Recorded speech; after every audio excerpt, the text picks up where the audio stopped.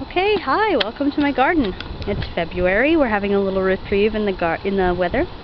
So we came out for the last couple of days to pull some weeds, and we have been successfully growing things all winter long. So I can kind of show you what's going on here. Right here you see the curry plant. It's still alive and kicking. And right behind it is my batch of scallions coming up. I'm so excited, I love scallions. Here's the mint. It's right, you see the little tiny leaves coming out of there. And there's lots of cabbage.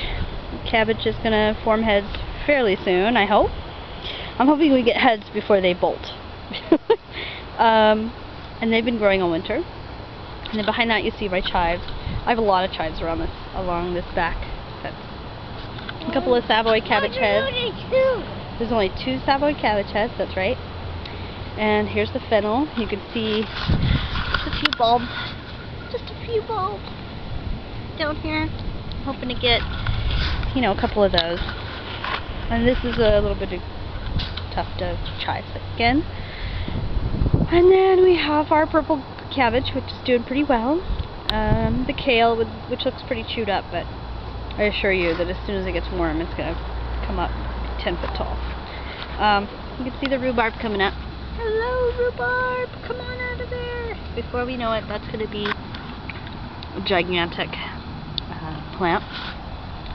There's Xander working his, I think he's making rows with the rake, which I don't really mind because this year I'm going to do most things in containers, which I'll tell you about more in a second. And here's our artichoke. The plants died back entirely, but I did what everybody told me to do, which is essentially I just took the flower heads and stuck them back into the ground, and hopefully they'll come out. I don't know what's going to happen with them. No big deal, Here's some more. There's some mixed radicchio and some red Russian kale. So beautiful, looking good. And there's the celery, which I'm going to thin out this year because there's just a little bit too much of it. But it did really well this winter. And some more kale. And some purple kale, which I don't think I've ever seen before, but it's super beautiful. And then behind that is a couple of perennials that have died all the way back, but they'll come back up. Echinacea and tangerine sage, or oregano, can't remember which one. And then back there is some sort of flower, I can't remember. Here's all the herbs, which again, they die back pretty heavily during the winter time, and then whoop, they come right back up. And the strawberry patch, and that did really well. And the salad burnet, which has survived all winter long with no problems, and I just went ahead and it was huge. It was like 2 foot by 4 foot, so I just clipped it all back to try to get rid of the dead and sort of hardened winter growth. And anyway, this is Chloe. She's my newest addition to the half family, I guess I should say. She's with me half the day, or half the week.